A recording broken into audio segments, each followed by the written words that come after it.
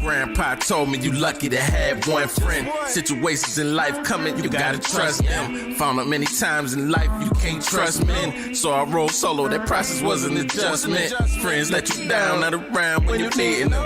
Only here to take like a child, got you feeding them. Better off leaving them like salt, that's the seasoning. Killing black people, that sugar really depleting them. Knowledge over ignorance, rising above predicaments. Fighting for equality, speaking for all the innocence. These drugs they been giving us, turning our people vigilant. Innocent dissidents, violence is coming imminent. Gotta fall a couple times to learn the lessons faster. Thinking will it matter if I skip a couple chapters? This life that I'm after got me climbing up the ladder. Won't be another rapper, bankrupt with the chapter. On another mission to get rich, it's big chips. Head past the crown on solid ground, the kid spits. On another level, these devils can't block the business. The kid get psycho with a rifle, get your wig split. Change the game passively in the back, so happily. Jersey. Good morning, good morning. Welcome to this edition of the Community Soldier Podcast. Sorry it took so long. We were trying to make sure we got this video out. But now that we got it out, I'm not going to hold you guys up any longer. Let's get right into it. We have blank headstones, and so you are able to actually write their name if you know the date of their death. If not, that's okay. And if you know what they died from, you can also add that. As you noticed on our solitary confinement cell, we have these headstones. And these are just a few number of the individuals that we know that died in solitary confinement. And if you look, most of those individuals died from dehydration and starvation and suicide.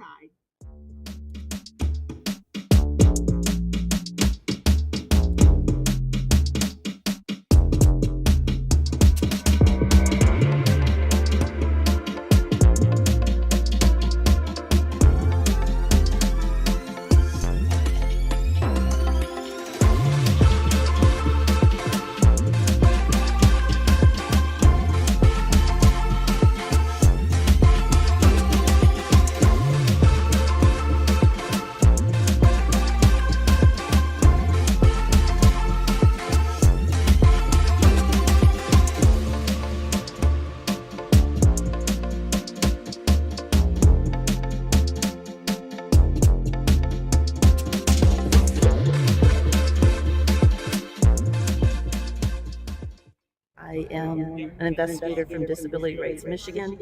We have federal authority, statutory authority to go into any place a person who has mental or physical disabilities is receiving any kind of services, and we monitor in those facilities, psych facilities, and myself, I'm the dedicated investigator on behalf of prisoners in Michigan Department of Corrections who have mental or physical disabilities. We make sure that their rights are being protected.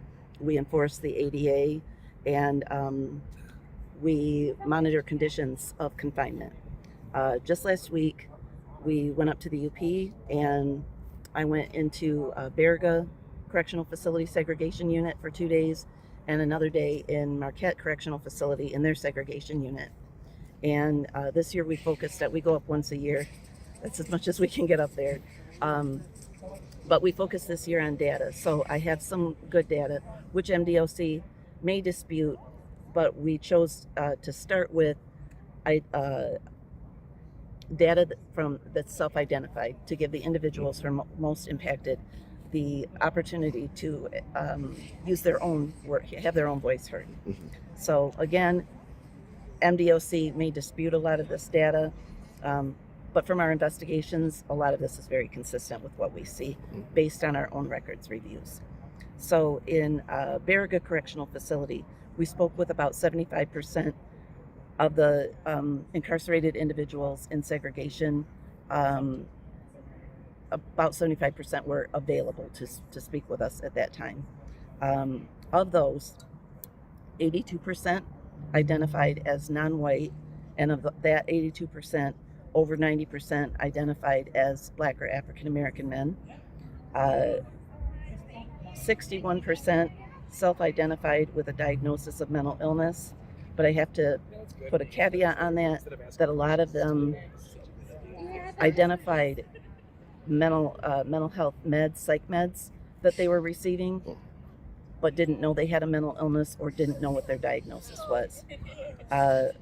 46% identified as being on psych meds and were able to give the name of the medication itself, which kind of confirms. 51% were from the Metro Detroit area, and 0 were from the UP. At Marquette, we spoke with exactly half of the population there. We met one person who was actually from the UP. 91% identified as non-white, and almost 100% at that facility of that 91% were Black or African American self-identified. 86% identified as having a diagnosed mental illness. 95% identified being on psych meds and were able to give us the names of the psych meds.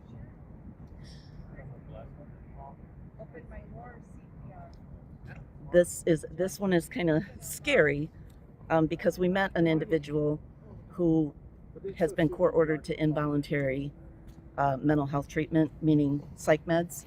So he's actually receiving antipsychotic injections and on involuntary treatment. The reason these numbers are so important related to mental health is because MDOC's assertion is that there is almost no one in a regular segregation unit who has been identifying as having a severe mental illness. They report that they use alternatives to segregation or an acute mental health unit. We acknowledge that there are acute mental health units, and there is an effort sometimes at 1 or 2 facilities to reroute those people into a unit that looks similar and acts, but mirrors really segregation, but it's an alternative to segregation for people with acute mental illness. That is a very, very small number. The majority of people diagnosed with a severe mental illness are in regular segregation units where they're locked down at least 23 hours a day. In the UP, there's a more specific problem of understaffing, which means when there aren't enough staff, they cut services to take a CO off an assignment and put them on a critical assignment. The first things to go are always yard time and programming. Segregation, you don't really get programming anyway, but yard time has been severely curtailed, often not getting even the 1 hour a day out of cell. And that's for incarcerated individuals who get the opportunity for 1 hour a day out of cell, because that can be arbitrary, a decision made by custody staff simply. We don't think you should be out of your cell. And now there are prisoners who are serving loss of privileges time, and they are supposed to be able to get a 7-day break once a month to be able to make phone calls and have some yard time.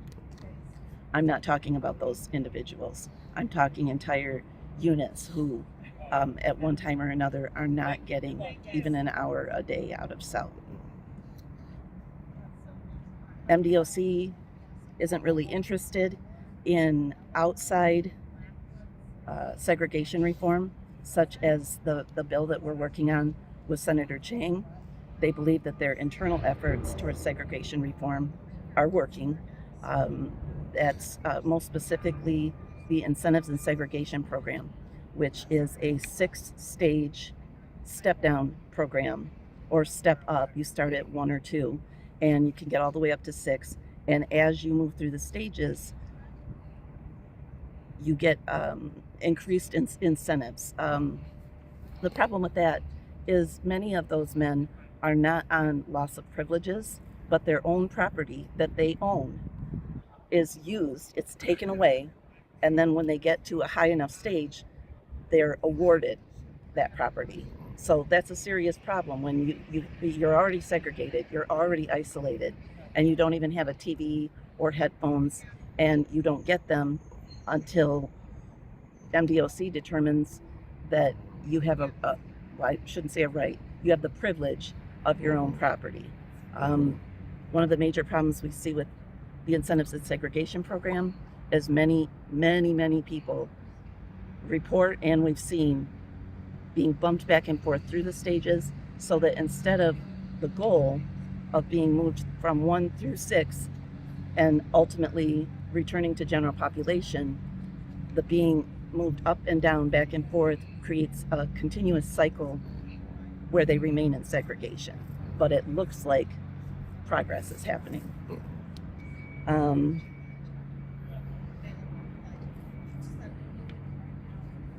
Another problem with the incentives and segregation program is primarily it should be handled by non-custody staff, such as the prisoner counselors that are assigned to housing units, or the resident unit managers, perhaps mental health services. COs are allowed to make those decisions. So if you have a bad interaction with a CO, and I'm not talking about staff assault, I mean maybe just a verbal disagreement about something, or asking for something, and then that maybe you have a right to, like, man, I want to see mental health services, and then them saying nobody's available, and you saying I've been asking for weeks, and that comes off as arguing. And it could be something as simple as that you are dropped back down and you lose the privileges that you've earned. We had more than one person tell us that, quote, the UP is for punishment. They were told this by non-custody and custody staff. The UP is for punishment, and downstate is a privilege. We have concerns about legal mail. MDOC absolutely has a problem with illicit drugs in liquid form being put on paper, dried out, and sent into facilities. They've done a lot to curtail that, but it involved family mail, not non-legal mail. They have recently moved that to legal mail as well. The procedure is supposed to be that an individual who has received email gets called out. The mail is open in front of them, shaken out, a photocopy of it is made, it's destroyed in front of them, the original is destroyed in front of them, and they're given a copy. And this is to protect their right to attorney-client confidentiality. And that is not a privilege, that's a right. That information may be about their case. It may be communications with us. We are technically, we're a law firm, and we mostly do class action involving disability rights discrimination. But our mail is also protected. The ombudsman's mail is protected. So any information that they may be sharing with us, concerns that they have, is something that potentially can be read by MDOC, and they have no idea. So that's a serious concern for us. We had an individual who said, I'm having mental health issues, and staff said, well, you aren't at Woodland. This isn't Woodland. Woodland Correctional Facility is the one acute mental health facility, correctional facility for men in Michigan. And it is for acute mental illness, but we did see people, we spoke with people who not only identified as having a severe mental illness, but were clearly in a state that was, they were in an acute state. We spoke with several people who did not appear to be oriented to reality. Many people, I don't even know the percentage, I would say more than 50%, told us they have asked to see psych services, asked to be seen, and either didn't receive an answer at all, or some were told that the list to see mental health services is full. And we have individuals a number that said that they are on a 8-month waiting list to get into the START program, which is an alternatives to segregation program oriented towards mental health. But they just wait and wait and wait. And in the meantime, they're still in a regular segregation unit, with it acknowledged that they should be transferred to an alternatives to segregation unit because of having a severe mental illness. And I want to talk about families real quick. We asked every individual that we spoke with where their people are from. And the reason we asked that, we told them it would remain confidential on an individual basis. But our belief is that the UP is punitive in itself.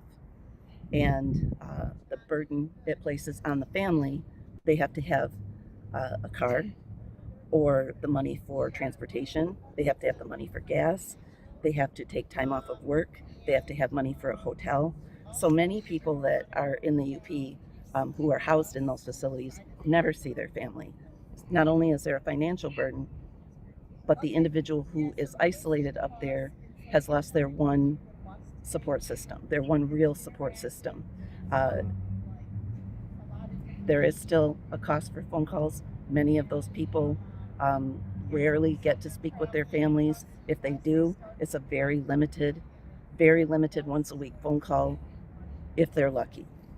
So we have a lot of concerns about family being separated. And I'm not sure if I said it, but at Baraga, over 50% identified as their family being from the Detroit metro area. I think that's about it specific to the data we were trying to collect this time around for Baraga and Marquette.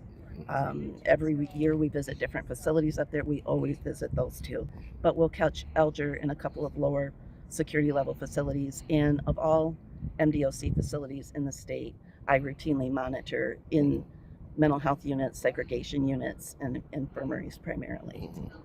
Thank you. And can you say and spell your name?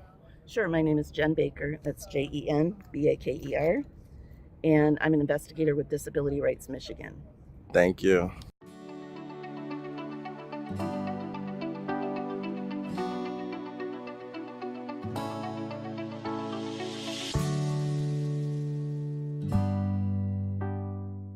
Hello, everybody. Can we get your attention, please?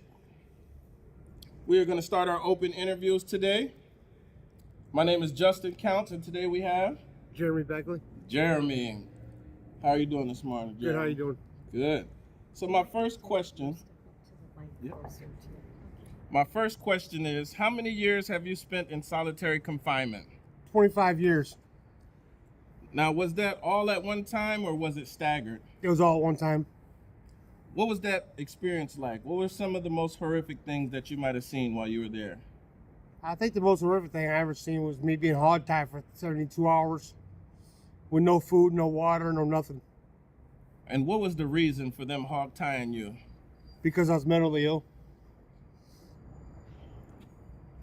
How has that affected you since you've been released? Still messes with me. Is there anything that you want people to know about solitary confinement? It's horrific. It's not anything that anybody should be put through. It's just not. I don't know. It's horrific. Thank you. Did you ever see anybody die in solitary, or did you ever? Yeah, I've seen several people die in solitary confinement. They turn off their water, quit feeding them. Would they often use the water as a punishment? Water and the food. Thank you, Jared. Is there anything else you want to say? No. Thank you very much. Yep. We appreciate Yep. you. As you guys are going to hear today, some of these stories, they're very similar. Men and women all across our country are experiencing the same problems. I myself was once a victim of solitary confinement. I've experienced it in many different levels, from our local jails to our prisons. I've even experienced solitary confinement in the military prison. So I've seen the realities of what it's like to be locked inside of a cell with nothing but your mind. And I understand, as a man who advocates for people on the daily, that if one doesn't have a strong mental health before they go in there, it is going to be a high probability that their mental health will be altered by the time they leave. These are the real stories from real people, and we want to continue to work on sharing those while we bring the next person up.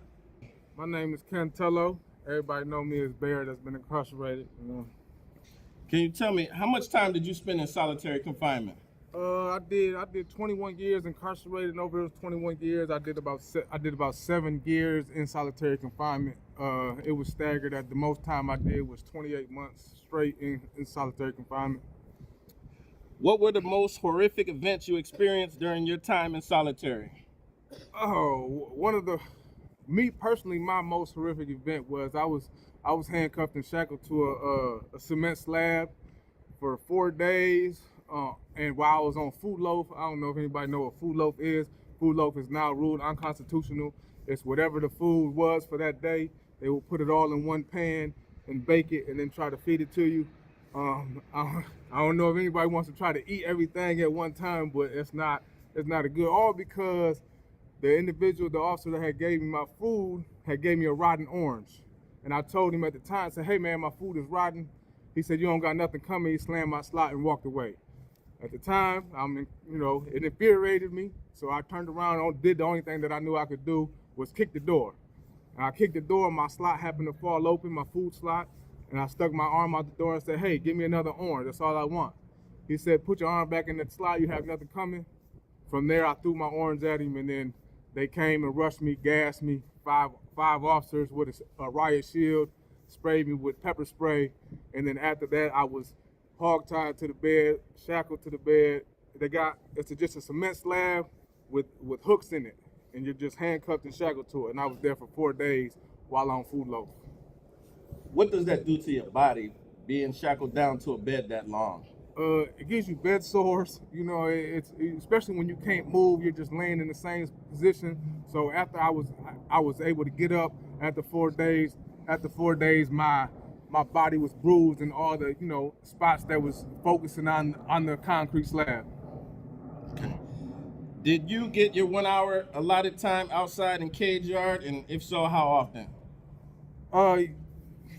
Not then, no, but sometimes you will get your yard depending on the facility you're at. But there was a lot of facilities that I was incarcerated in solitary confinement that I did not get my yard time. They would tell you that yard time is between 9 and 10, and they got 12 guys in 12 cages, and if you're the 13th guy that day, you don't get your yard time.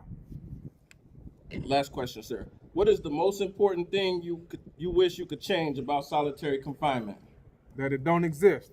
The mental anguish that individuals face during that time in solitary is ridiculous. Like I've seen individuals that have just broken down. Like you've seen them before solitary. They're normal. They're talking. They're talkative. They're happy people. Given the circumstances, and then come out of solitary and just they're on meds now. They need help.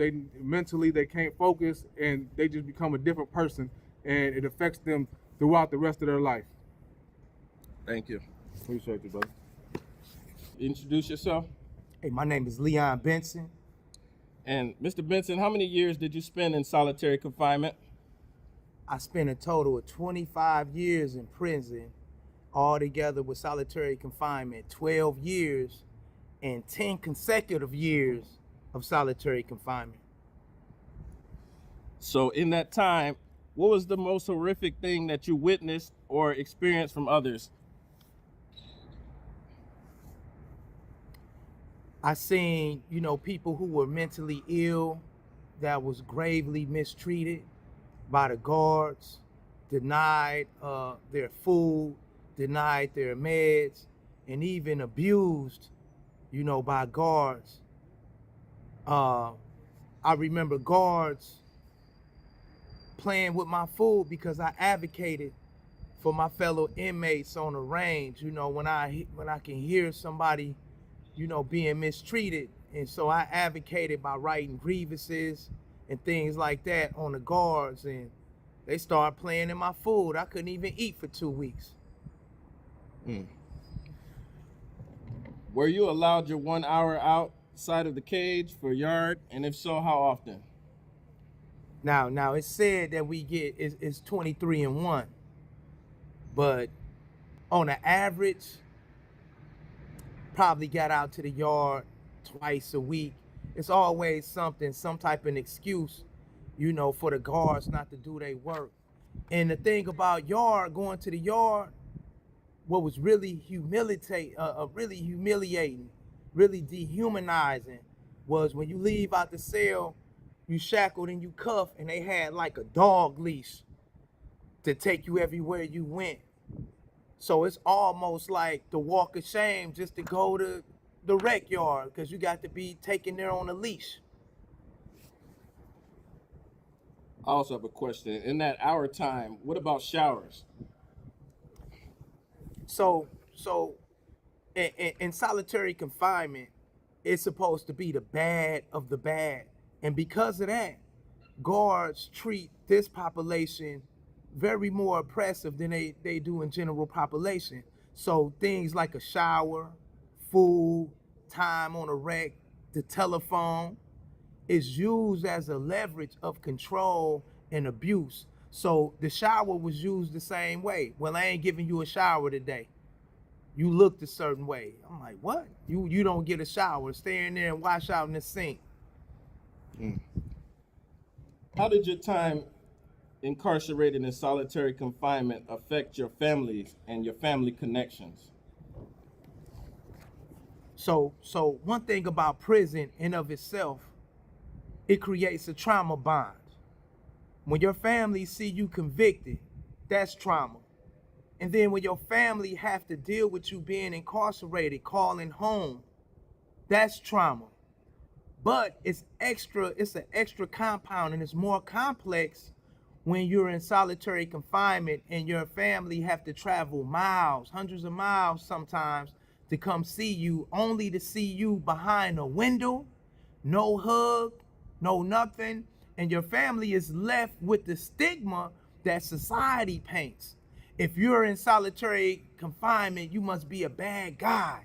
Like, so it affected the family a lot, especially my sister who really advocated for me. This is a lot of vicarious trauma that affect us on the inside that trickles down to our families as well as our children. You mentioned that trauma. Are there still any residual things from your experience in solitary confinement that you still deal with today? Definitely. I want to leave you with this thought. Solitary, if prison is called the belly of the beast, solitary confinement has to be the womb of the beast.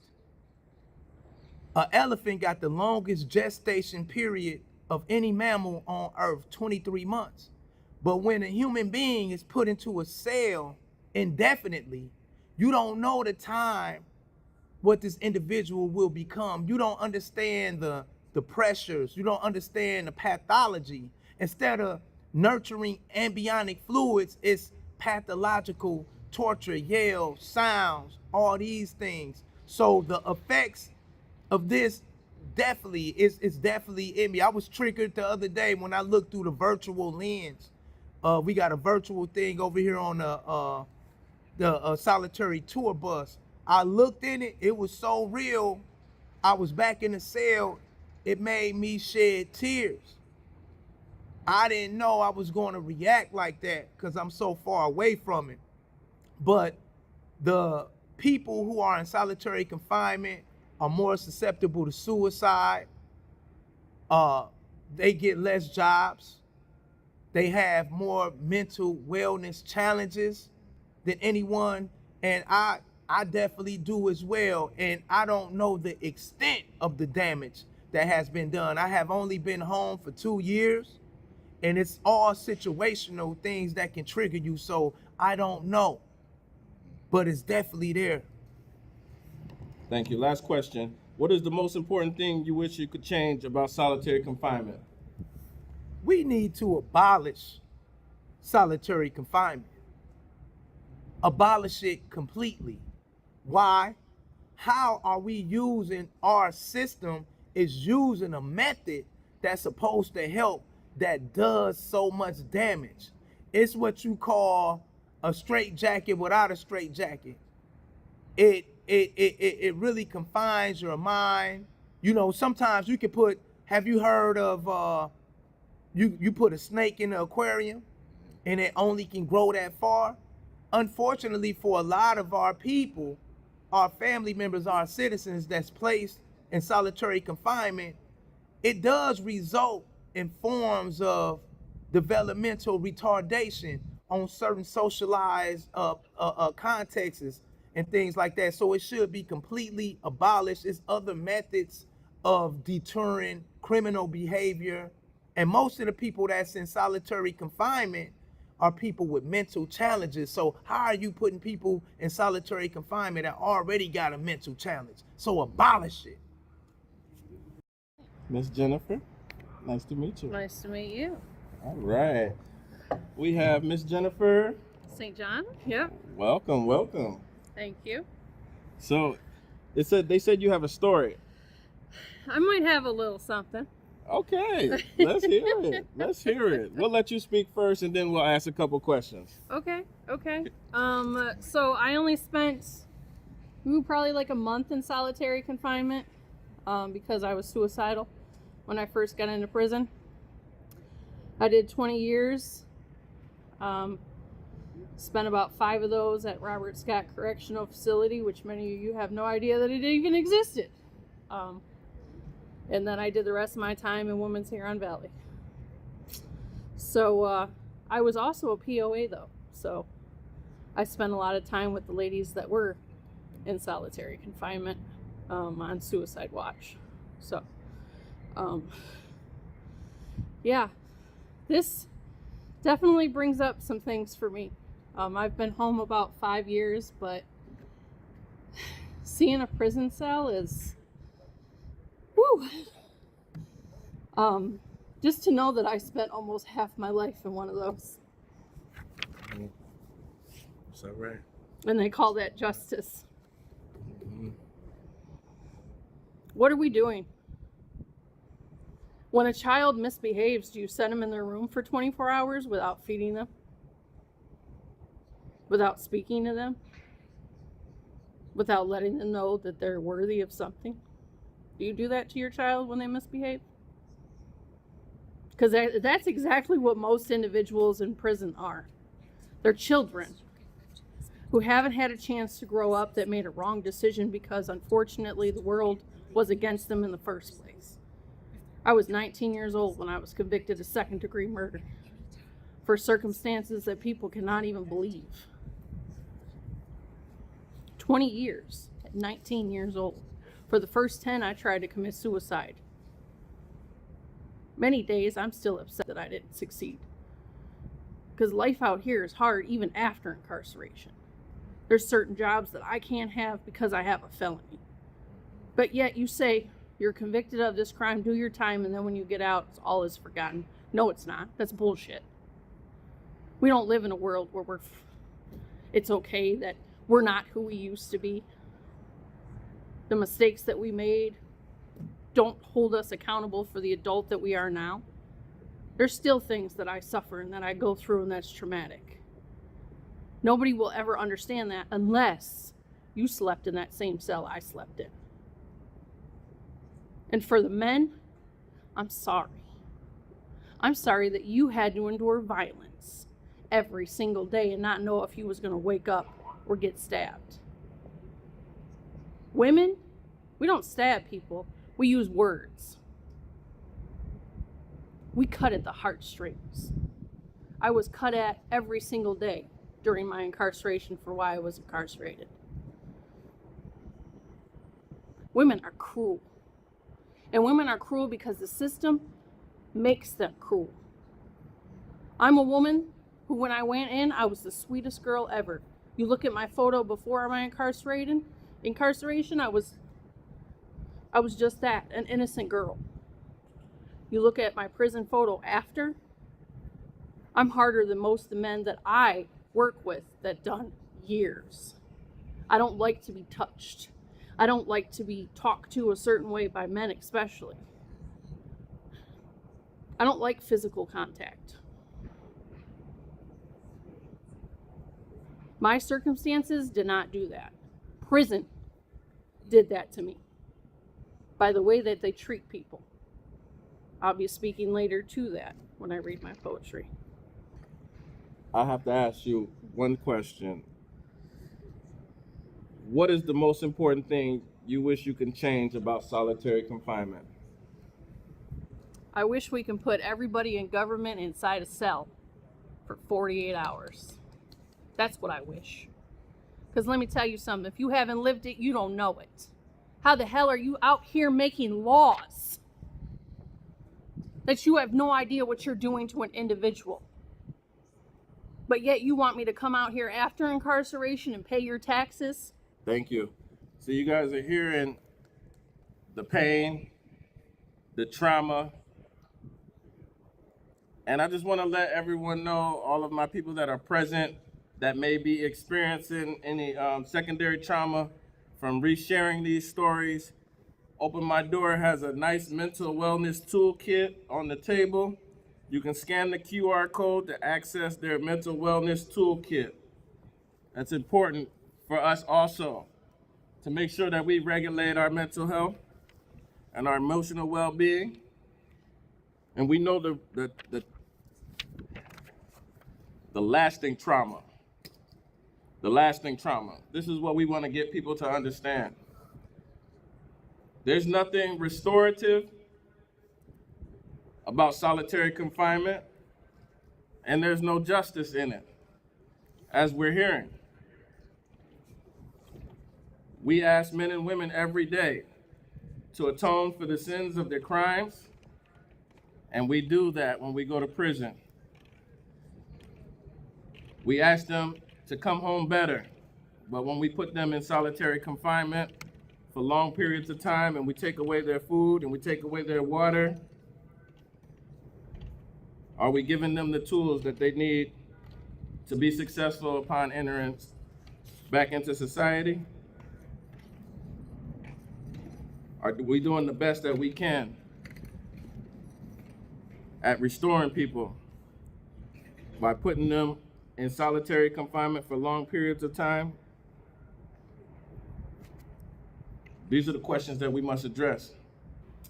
In Baraga, we have multiple reports, and also Marquette, of individuals who have been hog-tied naked for 24 hours at a time. We have learned that individuals who are on psychotropic medications, which they're not even supposed to be, held in solitary confinement or segregation long-term, if they have a known mental illness, but they crush their medications. And some of these medications strictly say that they cannot be crushed. It can be dangerous, and it can also make them ineffective. And so, of course, this is a huge concern that we have. What we also know is that individuals that are held in the higher levels, level 4 and 5, and in segregation units, have basically no access to programming. And so some of them have maybe gotten into substances because, as we know, there happens to be a lot of drugs inside the prison system, yet they're not able to get treatment. They're not able to attend groups. This is not person-centered care. And by mental health code, anyone with a mental illness is to receive person-centered care. That means care that meets their needs and what works for them. What we know is this system is not rehabilitative, particularly for those that are in the higher levels. Yes, we have Vocational Village. It's for a very small number of individuals that are able to get in that programming. And so individuals who wind up with tickets that have done something wrong, an infraction, they wind up more and more points, and this is what pushes them into solitary confinement.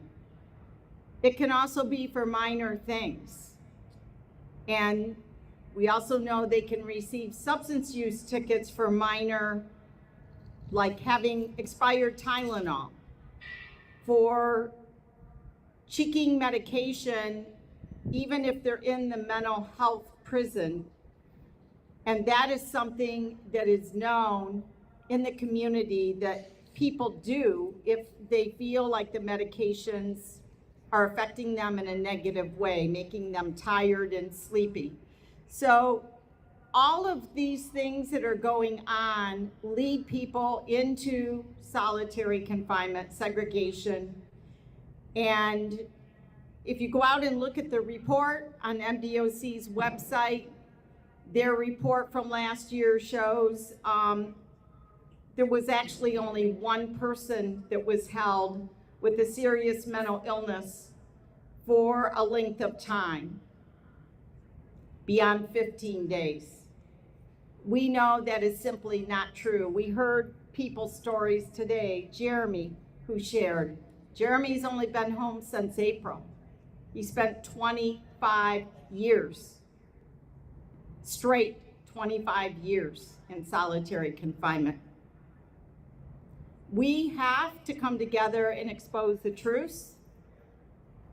This is how we will bring change, is by sharing the truths. If you have not been into our solitary confinement cell, I urge you to take a step in. There is actually now a set of virtual goggles inside of that cell that you can put on to experience. It's a virtual experience of what solitary confinement is like. I'm going to recommend those of you that have lived in it not participate in this. I don't think that I think it could be too traumatic. We have to educate our lawmakers and bring them on board. And we are working at that. Just a week ago, we had a couple of meetings with conservative lawmakers, and we shared our historical binder that is in that cell. I call it the sacred binder. We shared that with them, and they were mortified. They said, this has to end. This is inhumane. And so it gives me hope. It gives me hope that in this coming year, we will be able to get this solitary bill introduced and supported bipartisan, both Republicans and Democrats signing on. I know Senator Chang went down and is touring the bus right now. If you have not done that, we would love to have you get on the bus just to see it and experience it. But I think at this time, we'll go ahead and start with some of the poetry reading. And then when Senator Chang is ready, she's going to be coming up and reading one of the pieces of spoken word. And so let's welcome Justin back up. And I believe Jennifer, you are first up on our list. All right, you guys welcome Jennifer up. She's gonna read her poem. It's called The Way I Wait, Solitary Survivor. You guys give her a hand, please. It takes a lot to come up here, man. I don't know if you guys know it, but it does take a lot to come up here. We want to give everybody some encouragement as they do and share their stories. Thank you. Thank you. So I'm just going to give you a little synopsis first, because I understand that when we read poetry, sometimes it can mean several different things.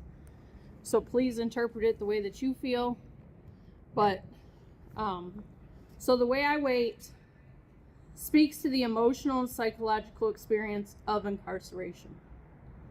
The tension between inner chaos and outward restraint.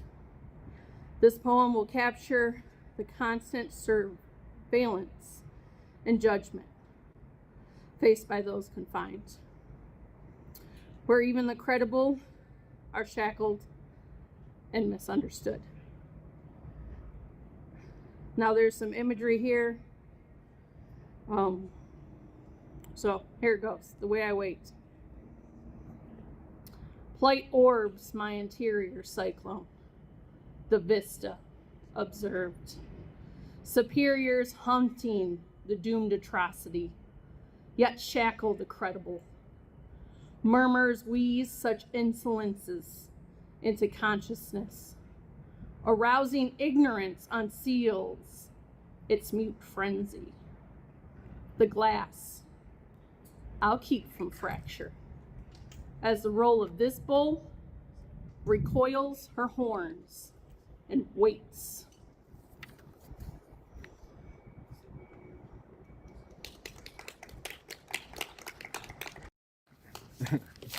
So I'm gonna do two pieces today for y'all. One is just about my isolation and segregation. If I can find it somewhere, it's written in here somewhere. This is the book that I had while I was incarcerated. I still had this book. I've been home for 5 years now, and it has 30 days of poetry, 30 days, 30 poems. But this is something that I wrote for this event a few years ago. It's called Pen and Pad. Alone and helpless, more helpless than alone. Pacing, pacing. 4 steps, turn. 4 steps, turn. The pressure builds. Some hold, most fold. You dig deep or you let go. First time in solitary, 2 days after my 17th birthday, 28 months. While in solitary, pepper sprayed in the cell and rushed by 5 grown men with riot shields over a rotten piece of fruit. Once subdued, handcuffed and shackled to a cement slab for 4 days and fed food loaf. Second time, 18 months. Third time, 16 months. Fourth time, fifth time, sixth time.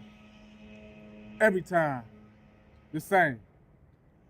Look in the mirror, chin up, I'm better than my circumstances. And mama, I'm gonna make you proud. Now give me my pen and pad so I can write this shit down. This next one is inspired by a class that I took while I was incarcerated called it's Inside Out program through the University of Michigan. And I was inside this program, and now, since I've been released, I teach a class at the University of Michigan. It's a incarceration activism class with this same professor that's along the Inside Out program as well. So this is called Journey. Oppressed since birth. Public housing, food stamps, and drug addiction. Oh, did I mention? My dad's Mexican. It doesn't matter, my mom's white.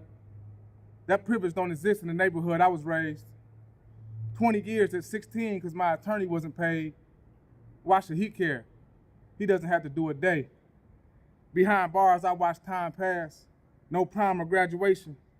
My mom just sat and waiting on the day of my release. The state says rehabilitation is key. Well, what does the definition of that word really mean? To restore? Back to what? Drugs and guns? Is it possible to rehabilitate in an environment that's designed to oppress? Designed to limit your success? And who cares if you succeed upon your release? Not the MDOC. Job security is more important to them than me being a productive member of society. Oh, the irony. Fraudulence in the mass variety. Thankful I'm able to see who it is I'm able to be. So for me, transformation is key. What does that mean? My character is not one to be desired, one to be inspired to do great things. My thought process has now changed, not just the way that I behave. So hopefully, one day, my life's journey will show the world a new way. Thank you. Already, brother? Fire. That was fire, y'all. Give it up for him again, man. He said 4 steps. I counted those 4 steps too, over and over and over in my head during my time in the hub. That's all we had. To exercise, to move your legs. We heard the story of a person being strapped to a bed for days.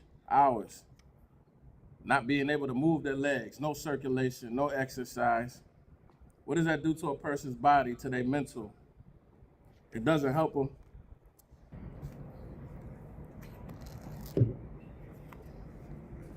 Hello, my name is Claire Cade, and I'm going to read a poem that my son, who is incarcerated in solitary, wrote. I don't know if I have time, but I'll just tell you, he called me in Berga after having knee surgery, and he fell. And he said, "Mom, I've been on a floor with feces. There's feces on the floor, on the wall, right out of surgery, knee surgery." He said, "Mom, they're supposed to check us every half an hour, but it's been over 6. So I'm going to read his poem. My son is Lawrence McCree Jr. I sit alone, time passes by. I sit alone, no sense of time. I sit alone and start to think. Will the man in the corner notice me? I sit with my new friend. He tells me stories. He says, be calm, no dread, no worry. We laugh, we cry, we argue, then forgive. If no one else, I have a friend in him. We share ideas, even plans for the future. He likes Marvin more than Luther. We work out together, even share books. Family sends pictures, he's the first to look. Month after month, we build a bond. I look at him closely. His hair is getting long. He's starting to smell. We both have an odor. I want to give up. He says, I'm a soldier. I look through my mail. A letter's missing. He's been hiding something. I know I'm not tripping. I go to confront him, end up punching the wall. The pain makes me realize I've been alone all along, solitary. Yesterday we had a meeting and they asked us to write a poem about our children, and Lois asked me to read it. I just made it real quickly about my son. Love doesn't end for a mother and a son, no matter what they may have done. A mother's child is still precious in love. Nothing can separate, not a sentence or a cell, not a crime or society's decision to lock you up and throw away the key. I will always see you as special and the gift God gave to me. Thank you so much.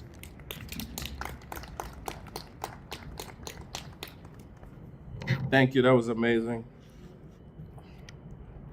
Also touching. See, it's not just us that have to deal with the trauma and pain sitting inside of those cells. Our families are with us, especially our mothers. I know my mother spent many times worried about me, and when I would go to the hall, she would worry about me even more because she wouldn't be able to contact me. And understanding that as I've been out, realizing all of the secondary trauma that we've experienced and that our families experience, it makes me want to fight harder to change things. Well, good afternoon. Thank you all so much for putting this on. My team and I are here. We had the opportunity to visit the bus, which was very, very powerful. I wish we had many more hours to spend on there soaking up all of the knowledge and the wisdom and the pain that is on that bus. But this is such a powerful event. Thank you so much to Citizens for Prison Reform for putting this together.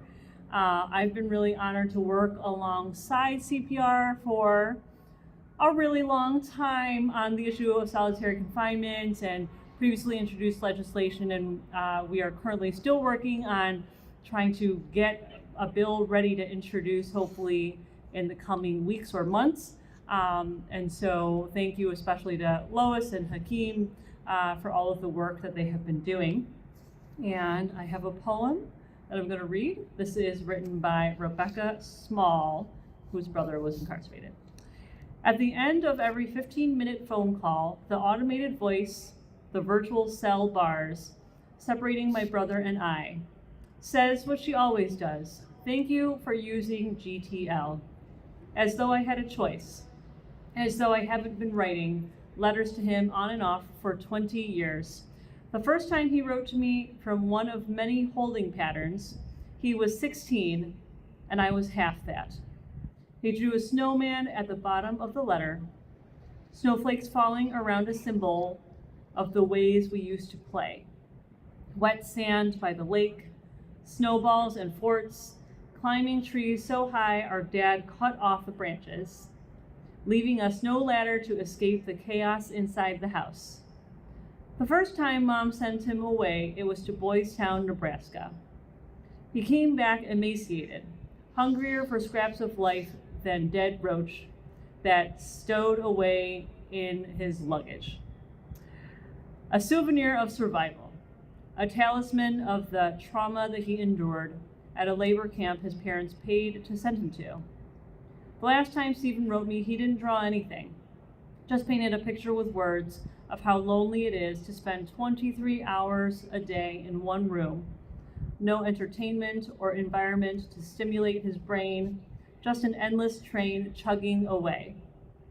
Runaway freight carrying confusion and anxiety. The last time Mom sent Stephen away, she stormed into Dad's workshop, my father's fresh ghost watching over one grieving son. She came in like a tornado, tormenting and twisting until his coping mechanisms were tectonic plates and she was sinking into quicksand of her own creation. She wouldn't take no for an answer. Zero tolerance has no place in nurture or nature. Warm applause, please. Thank you.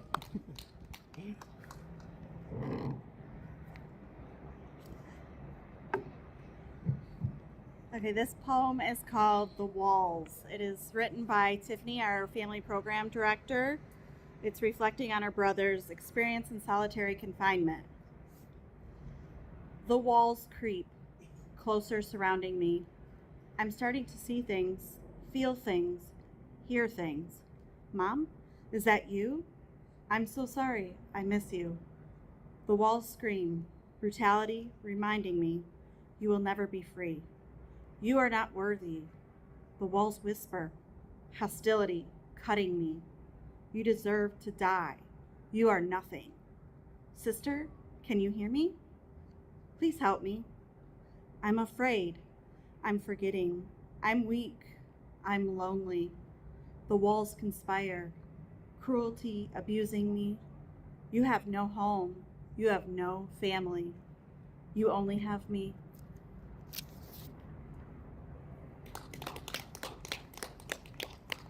Thank you, thank you. That was powerful. Sarah? Najima. All right. Next we have Miss Najima. Give her applause, guys. Hello, everyone. I am reading this poem on behalf of Tiffany Walker, who is a family member of someone who was incarcerated for 17 years and also dealt with a host of mental health issues as well. So this is dedicated to Tiffany and her family who are affected by incarceration. You have a visitor. Darkness spreads like a disease, taking over my body. Pin, prick, prick, pricking. God, anyone, please. The agony numbs my mind like syrup they pour, spreading relief through my veins. Everything softens, like the pitter-patter of rain. For now, I'm okay. But there's that sliver of terror oozing through the cracks in my 6'9" cell. It's inevitable. I know soon what I'll be feeling. I kneel down before my bed, hands pressing together. I bow my head. God, anyone, please. They say God can hear you. Well, I've been talking to him every day after day after day, and everything is the same. Day after day after day. Nothing changes except the hands are invisible. Clock. Tick, tick, ticking. The sound of time slipping away like monsters beneath my bed while I'm screaming, God, screaming alone. I'm alone. Am I not worthy, God? Am I not good enough? Because they call me monster. Well, I call me lost, officer. Lost to your black and white labels, confined to cement walls closing in on me.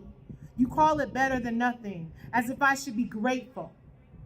Grateful for the fist that meets my skull or the scars that lick my skin. I haven't seen my family in years, limited to their voices for 20 cents a minute and guard on standby. You say better than you, better me than you, better me than them, better me off dead. Well, if that's what you think, I can feel it. You've already branded me like a scarlet letter. It's getting closer. If a monster is what you want, I feel its tendril on my shoulder. Robinson, you have a visitor. They say God can hear me. Shelby Summers.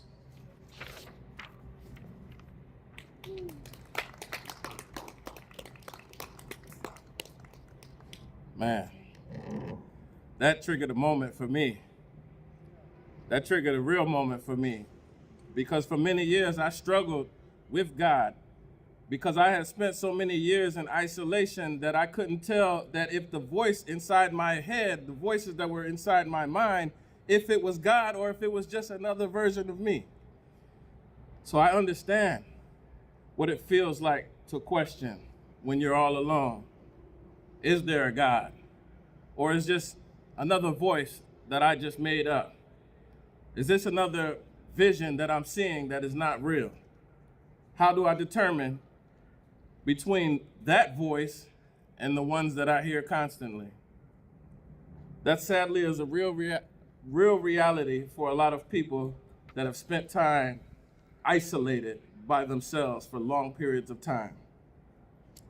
Illegitimate trick babies, conceived from the blood of society's lust, forcing thousands into an underworld that never gave a fuck one way or another.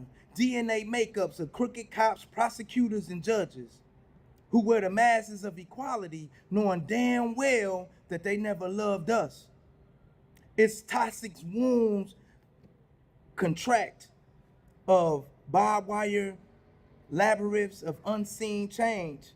Too many years developing within the womb of a fiend, drowning us in the fathoms of tattooed tears, while constantly stabbing our soul with infected syringes of loss and pain, depriving the many caterpillars held within its concrete cocoons, slowly killing the moths before they can reach the lights of truth, while never preparing its offspring to breathe the polluted air of society, the deceit of nature, designed to systematically scrape you of all your humanity, sanity, and class, while it proudly welcomes you. Come on, man, before its billy club hands smacks numbers on your ass, pushing you back inside for the labor process to start all over again within the womb of the beast. Thank you.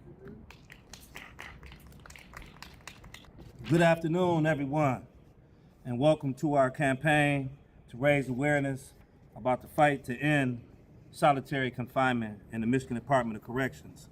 Today, I have the distinguished opportunity to read a poem which is written by Kevin, who was 18 years old in solitary confinement in Ionia. He was submitting this piece for PCAP, Prisoner Creative Arts Project. The corrections staff seized and destroyed his poetry. But Buzz, who was the founder and director of PCAP, drove from Ann Arbor to Ionia personally to pick up this particular poem so it could be here for us today. It's called 15 to 18. Kevin says, every feeling from pain to joy, has all felt the same since I was a boy. I have an illness that destroyed many hopes. I was 7 or 8 when I was diagnosed. At times my insides burn like fire. I look all around, but all I see is razor wire. Some people my age walk through the mall. I pace my 6x9 prison cell from wall to wall. I've been in prison since I was 15. I've served 3 years, but 20 it seems. I do my best to be a man and cope as my doctors try to force pills down my throat. I'd write more, but I'm not inspired. So I'm going to sleep as my soul is tired. Thank you, from Kevin.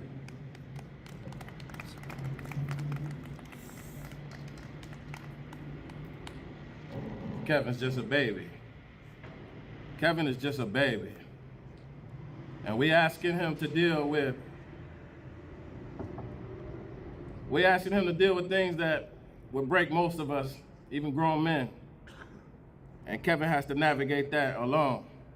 That extreme isolation,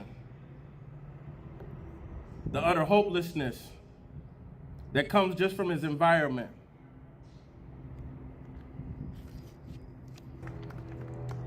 All right, this is also submitted by Tiffany Walker. This poem is about when you lose yourself to darkness, worrying about someone you love and how they are the only ones who can save you from it. I've been stirring around the deep, dark black, losing time, can't keep track. Almost woke up in a dream when reality revealed it was a scheme. I've been lost inside my anxious mind, wishing there was a place I could hide. Almost made it out alive when I was pulled back inside.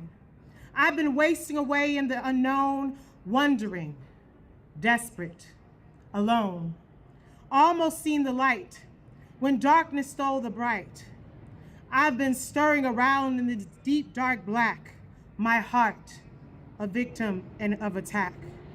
No hope as far as the eye can see, infinite sadness and melancholy, but you unchain me and I break free. Written by Tiffany Walker, reflecting the pain of her brother's incarceration and time in solitary confinement. Shout out to you and Tiffany Walker.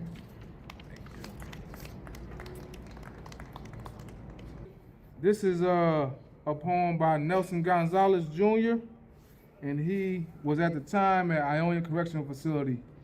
And it says, encloses the poem I wrote in 2016 of October when I was 19 years old doing a long-term segregation for stabbing a man who killed my father.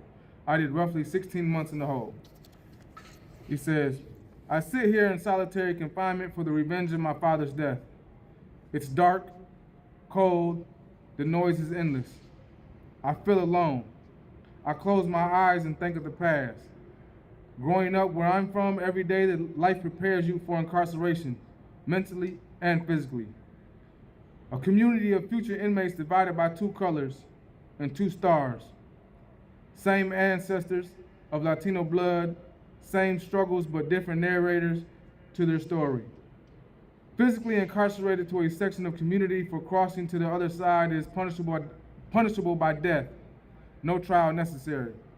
For we spot foreigners with closed eyes. No regard for a mother's pain from her child's death, a small ocean of mother's tears fills the streets. Where I'm from, we are born incarcerated, mentally incarcerated due to the lack of education. Why go to school if my gun can't come with me? I heard the other side caught Jose walking back from school. When can they teach me there? When can they teach me there? Can they feed me when my stomach growls? Bring back my dad? What about keep the powder from my mother's nose? No, they can't do nothing for me. Why risk death when my future is already promised? Why try to fight it? My story has been told. A young Latino joins a gang at 9 years old. Started small, Anything he can do, anything he can touch, he stole. Worked his way up from a petty thief to a petty dealer, but he fell in love with being feared. The teachers lied, told him to shoot for the stars. He set out to shoot for the head. Now his mother don't trust him. No one wants him around. But it's cool though, because the nation will always hold him down. It's brothers for life, right? That's what they say. Count love or no love or even have the casket drop. The Latin count, love don't stop. And even at the heaven's gate, the Latin count, love doesn't break, no way. Yeah, that's why they told me at 10 years old, why do I feel alone? How do we go from us against the world to my back against the wall? World on my shoulders. I call, no answers. My account is empty. I need money to survive. Where are my brothers now? Please just pick up the phone and say goodbye. Why are y'all going to Maria's house? You know she's the only woman I love. Gotta be nothing. You know of the future. You know of the future me and her dreamt of. How I wish this was all a dream. And no, I'm not talking a prison and this segregation cell. I wish it was all a dream. Maybe a mix-up at the hospital and my skin wasn't brown. Maybe with an American name, something like Brown. I wish I never heard of Southwest Detroit and never seen a mile past 8. But at this early age of 19, I already see so clearly it's already too late. Why be mad? I said it all along. Incarceration starts at birth where I'm from. Nelson Gonzalez.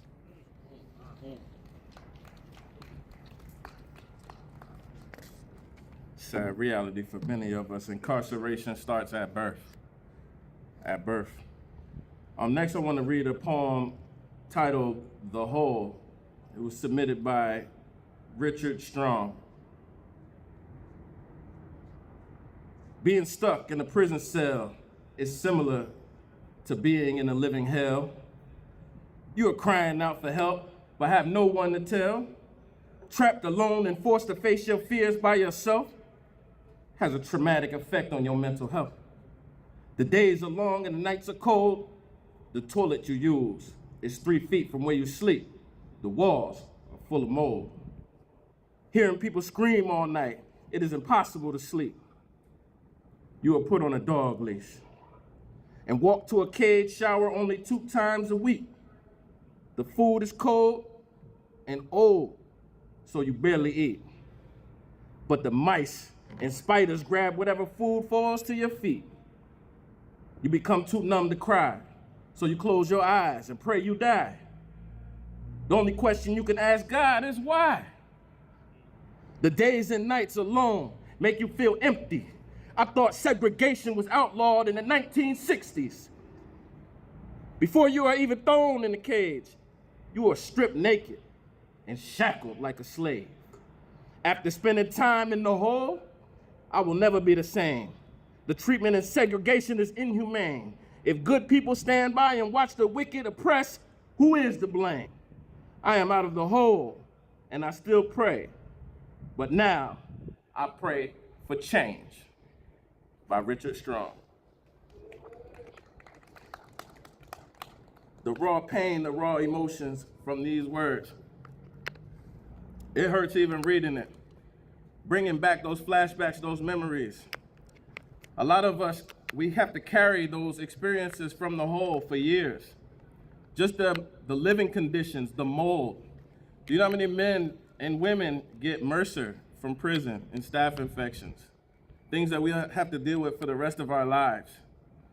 A permanent reminder of the worst mistake of our lives. Once again, I ask, where's the restoration in that? Where's the redemption in that? I have another poem called "The Wave" by Demetrius Buckley. Summer soon, winter soon, spring full of fresh air, pathways up to health care, a black incarcerated man's daymare. Desert obscure, Prison child line workers, another of their own advocate. Tiny cell, this one so tiny. I see someone's son boxed in a similar box, and all these boxes rolled, checked off, full of sons. They run deep like a corrosion, eczema. What is the solution? Understanding each of them are galaxies.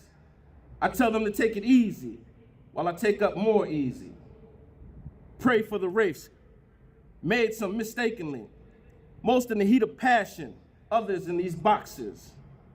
Why am I so important that a lock has to be on every door?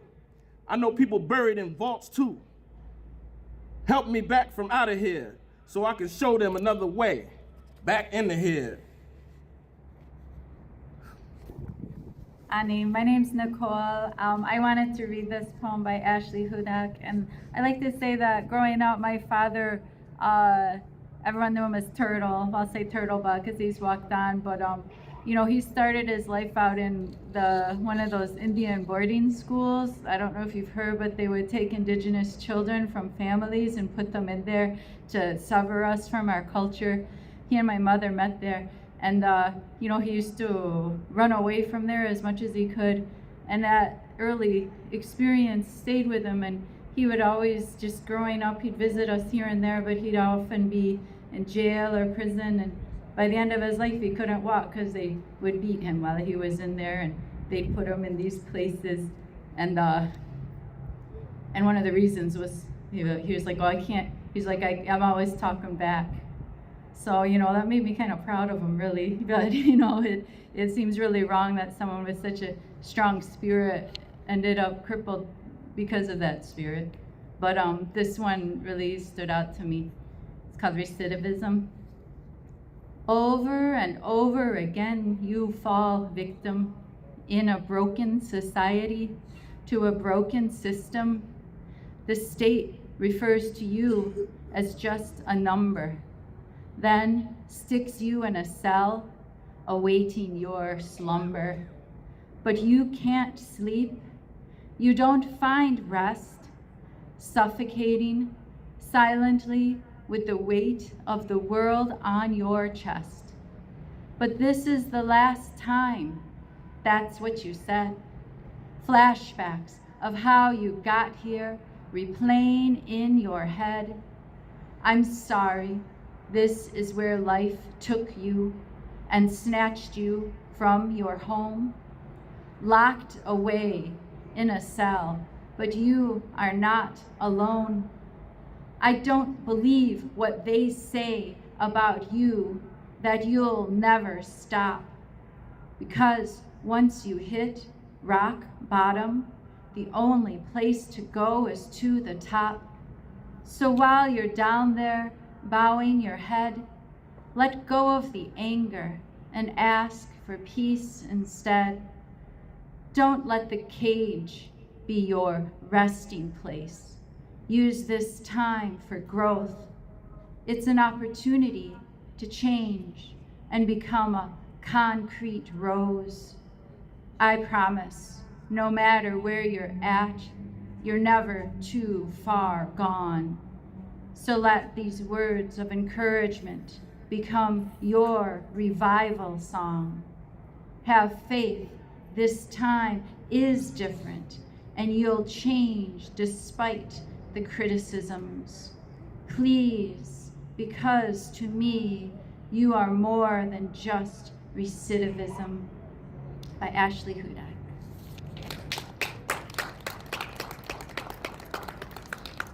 Thank you. Thank you, that was amazing. Give her a round of applause again, please. Everyone, my name's Drew. I'm with Senator Chang's staff, and what I'll be reading today is Echoes of Injustice, Love's Resilience by Shaniqua Rowland. In shadows cast by bars of steel, my heart's song lost its joyful reel. For in the clutches of the law's embrace, a loved one's absence, a haunting space. Each day a struggle, each night a tear. Echoes of injustice, whispers of fear. The weight of verdicts, heavy to bear. Injustice rampant, so cruel and unfair. Incarcerated, a soul confined, leaving loved ones in the cold confines. Memories linger like ghosts in the night, longing for freedom, for hope's guiding light. Yet in the darkness, resilience blooms, love's enduring flame never consumed. Through trials endured, a strength unfurled, in the face of injustice, we rise unswirled. Through the system's grip may seem unkind, love's bond unbroken, forever entwined. With every heartbeat, a plea to be free. In the depths of despair, love remains the key. So let this poem stand as a testament true to the souls entangled, to the trials we pursue. For in the face of adversity, love will prevail, a beacon of hope in the criminal justice's tale. By Shaniqua Rowland. Thank you. Well, I was speaking on that resiliency, and you can hear it through every story, through every poem. I once wrote in a rap when I first came home from prison to get people to understand, especially young men that were on that pathway to prison. I wanted them to really understand the realities of what they had waiting for them. So I said a line in the rap. I said, imagine being thrown in a box with other demons in it. In the last poem, she mentioned that. Being in an environment that is almost so evil that it leaves you hopeless. It leaves you utterly hopeless. And to see so many people that are able to survive that and flourish despite the odds, they are like the rose that grew in the concrete. And that's a constant reminder of how strong we are as people. But it also reminds me of why we need to continue to do work, because we're not truly helping people to restore justice. We're not helping people if we're not treating their mental health. And we're not helping people if we're making their mental health worse. I, as a 40-year-old man, had to learn that I have adult ADHD. Can you imagine what it was like for me to be stuck in a box that big with ADHD? It was a living hell, just like the first bar of that last poem. A living hell. Having ADHD and not knowing it, and can't figure out why I can't sit still, can't figure out why these walls are closing in on me, can't figure out why there's so many noise and so much voices in my head. And these are real things that we still have to live with. I still struggle with these very same things. I cannot work inside of an office building that doesn't have a window. I cannot work in an environment where I'm not around people. It bothers me. It bothers my anxiety. It bothers me to the point where I will leave a job if I'm stuck in an environment like that. So that's why it's important for us to share these stories and get this information out here, because true equity is making sure that we make sure that no one is left behind, not even the smallest of us. On our solitary confinement cell, we have these headstones, and these are just a few number of the individuals that we know that died in solitary confinement. And if you look, most of those individuals died from dehydration and starvation and suicide. This should not be happening in 2025 here in Michigan, and it is definitely time for us to bring change. I know there are individuals who disagree with us. Yesterday we were at MSU for the day, and the press was there, and it was aired last night on the news. And I looked and saw some comments that were very troubling from individuals who say they did a crime, this is what they get. If you'd behave, you wouldn't get sent to solitary.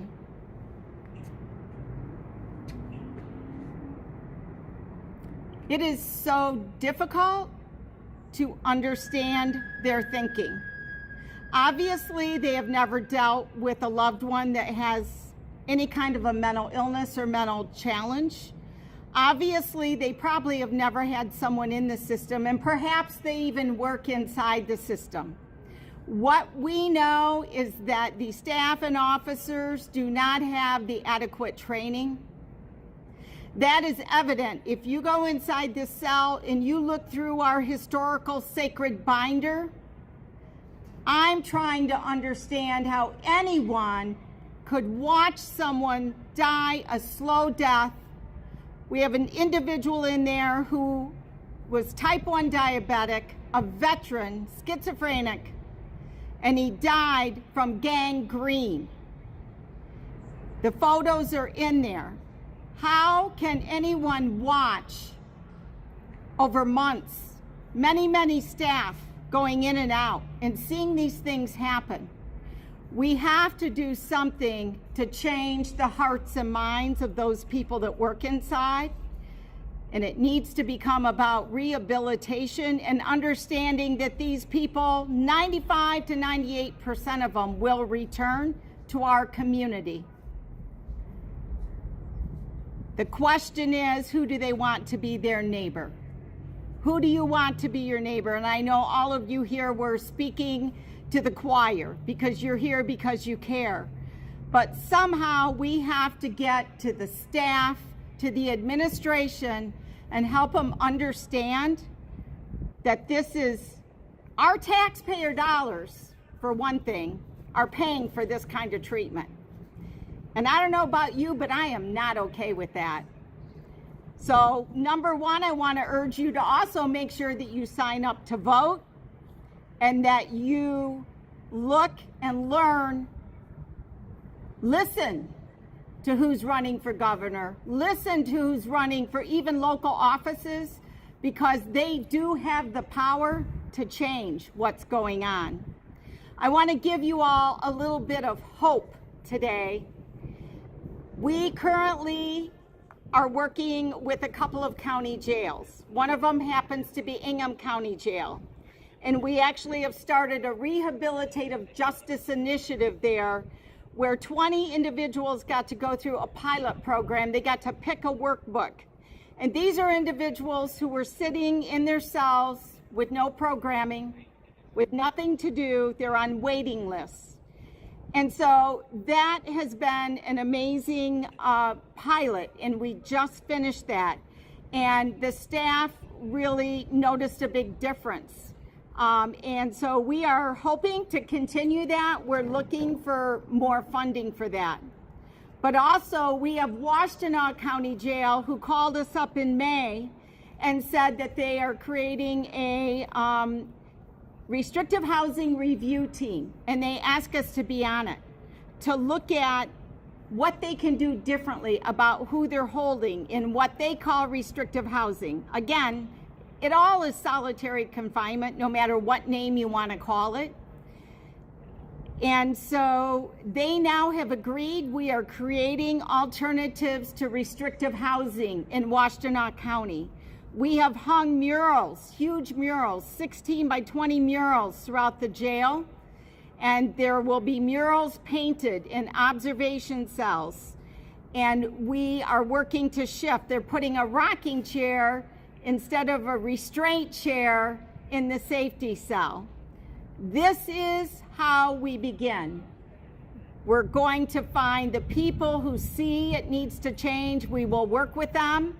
We are creating studies, and we will be able to prove that there is a better way, and that's what we intend to do over this next year.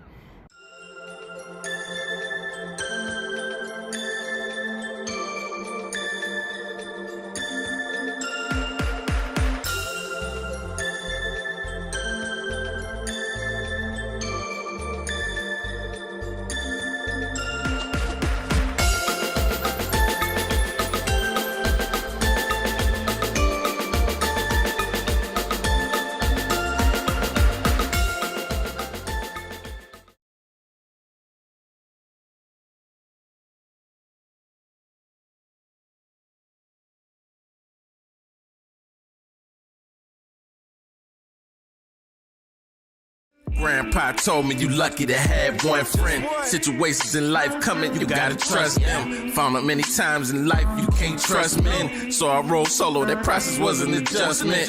Friends let you down, not around when you're needing them. Only here to take like a child, got you feeding them. Better off leaving them like salt, that's the seasoning. Killing black people, that sugar.